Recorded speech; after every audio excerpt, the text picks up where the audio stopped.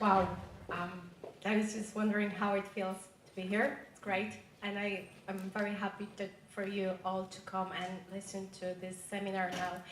What I'm going to say in the next about 20 minutes, I'm not saying that we'll cover all the possible careers, but I believe that the tips I'm going to give you would be applicable, and in their essence they're very universal to every job search and every job seeker. So the aim of this seminar is to inspire you to take a look at the way you look at the job and you look for the job, and then take a look at yourself and create something completely new and different. So create a brand that is you, that it's unique and it's different from all the job seekers, all right?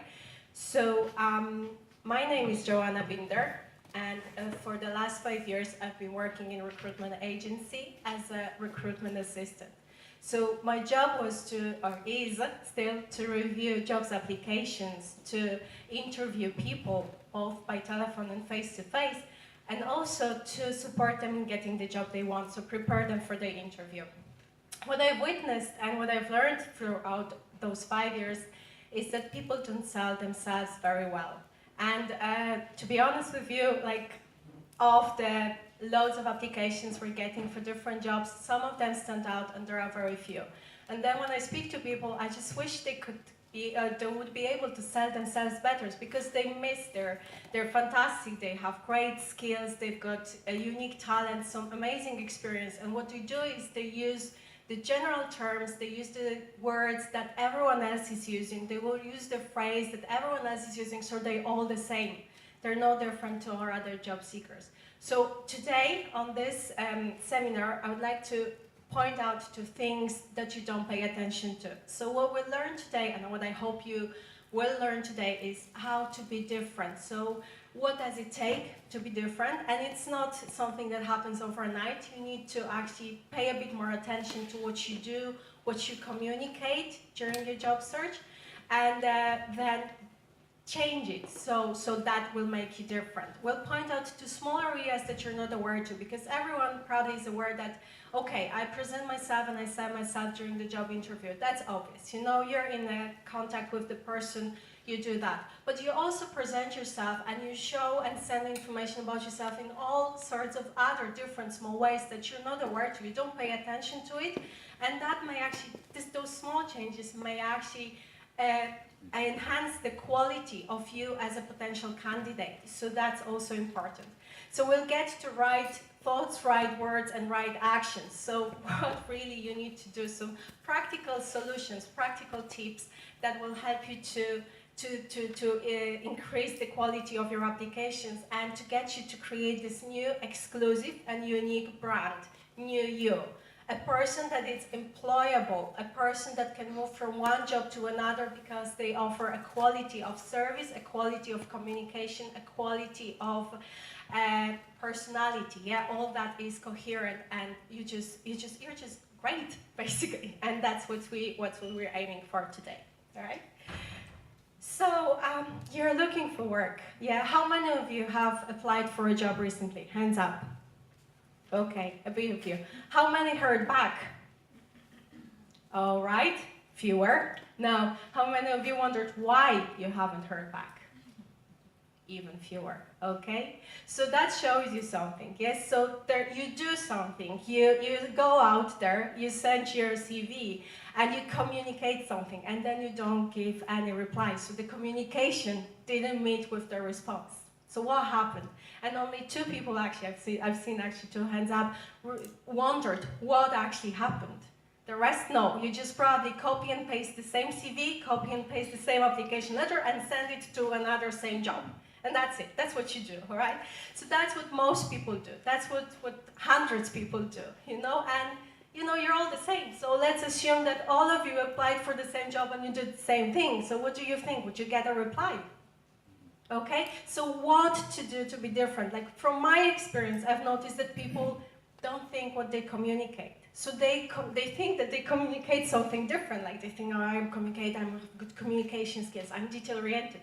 And yet, on their CV, there are spelling mistakes, or yet when you call them and they answer the calls, they're barely able to utter 2 words in reply, you know? So where are your communication skills? Where is your detail orientation? So you think you communicate one thing, and what is heard is something completely different. So just to familiarize you with some statistics, we've already gone through that a bit, so you know that person that sits next to you probably applied for the same job. Those statistics are taken from one of the most popular job boards here in Ireland, and they are used to market the services of the job board to employers. So when an employer advertises the job, on average, 34 people apply for the same role. Okay, that's an average. So obviously there are jobs that require more skills, and then there will be fewer applications. But then there are employers that require less skills. They are more on a junior level, so we're talking reception, administration, customer service roles, when the number is twice or 3 times bigger, you know, so we're talking about hundreds of applications. We're talking about 80,000 job alerts sent every day. So 80,000 people set up their alert for maybe similar jobs. So how to be different from the crowd, you know, it's just takes some work.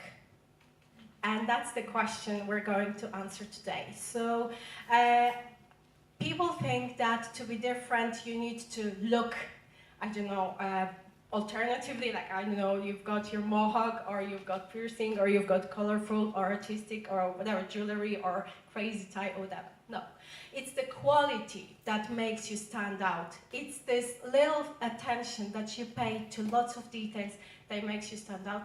And it's a smile, you know, the positive attitude, the enthusiasm that makes you stand out, right? So we start with good habits, and that's where I'd like to stay. People, when you start looking for work, you start, I don't know, sending wishes to the star, you light candle in church, say your little prayers, and then you hope for the best. No. Job search is a full-time job, so you need to get into habit of regular things that you do every day. And I would like to start with get up early, okay? So you send your application and you send it to the company. The company starts working at 8, half 8, or 9. If you start working at 11, from, you know, just open your eyes at 11 and then you get your cup of coffee, you may miss on a few phone calls in flight to your application. So just make sure that you actually start looking for work within an office hours, okay? So that's the first tip. Another thing is to maintain a kind of like record of the job that you applied for. 2 reasons for that I would like to, that I need to highlight. One is that for you, it helps to avoid sending your application for the same job over and over again.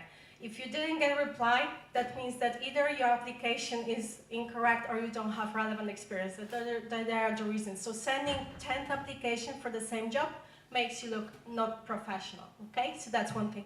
Another thing is that when you get a call back, you can come back to your diary and say, okay, that's the job, so I applied for it 2 weeks ago, this is the job spec. So kind of like it makes you, it gives you this opportunity to be professional, to be at present. Okay, so they come back to me from this company, I need to prepare now, okay? Another thing is just answer your phone. So I love people who send their application and when I call them 5 minutes later, they disappear. They've been abducted by the UFO, I don't know what's happening, they throw out their mobile, they don't answer. Don't do that, okay? So if you apply for the role, someone will call you back. So make sure that you answer your call, right? Make sure that your phone is, I don't know, on vibrations or you can hear the call, otherwise return the call. Yes, be professional with that and make yourself available. So people have, I've noticed that people who are looking for work are extremely busy with other things. So they do the courses, they go for the gym, they have their facials, they travel around the world for 3 weeks. If you're looking for work, make sure that you're actually available for an interview and to start work. So if you have any other plans, get them done first. Go for your holiday, travel around the world, get your perfect summer bikini body, whatever is your aim, do that, and then focus on looking for work. Because if you're halfway there, you won't find time, you won't answer your call, you're missing your opportunity. The impression you're making is that you're not actually there, so they'll go with someone who is 100% there, okay? And final advice is just to take the rest of this presentation to your heart and follow the tips. So coming to the first impression, I've already mentioned a lot about it, but there are moments in your life and places in your life when you're not even aware that you're making the first impression. One of the first impressions that you make is your voicemail. Have you ever thought, what voicemail, have you listened to your voicemail? What voicemail do you have? Is it professional enough? Do the person that reads your voicemail know who is the person and that the call will be returned? Or maybe it's just some sort of a crazy hello? Oh, that's only voicemail, so leave a message, you know? No, don't do that. Have a professional voicemail. Then answer the call. You know, when you receive a call from potential employer or a recruitment agency, that means that you've already passed the first stage. Your CV was successful. Okay? So now you need to be successful answering the call. Again, be professional. Introduce yourself. If that's the unknown number, introduce yourself. This is, I don't know, John, how can I help you? And then they know, all right, we're dealing with a professional person. Answers the call, introduces themselves.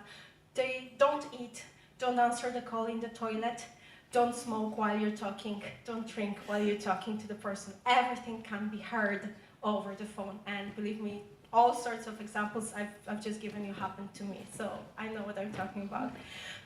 Then, obviously, there is social media presence. So at the moment, more and more common is that employers go to social media to check your profile.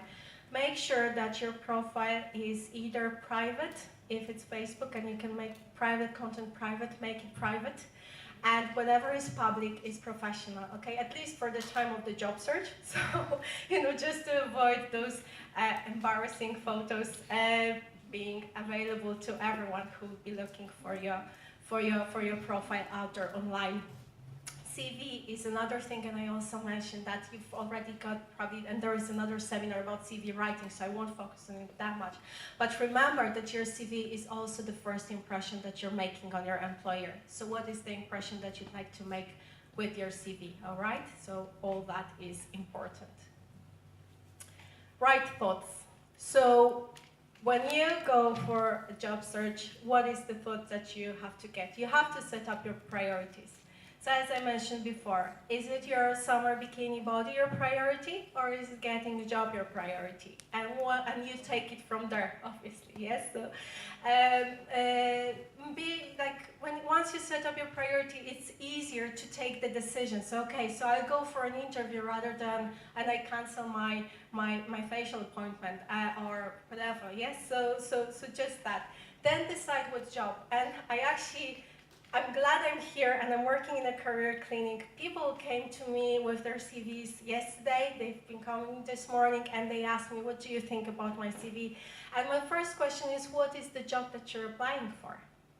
Because if you don't know what is the job, you won't be able to decide what's the image that you would like to give to your potential employer. What would you like to say through your CV, through your application letter, through your replies. So what is the job? Take some time, sit down, do the research, decide what is your next career step.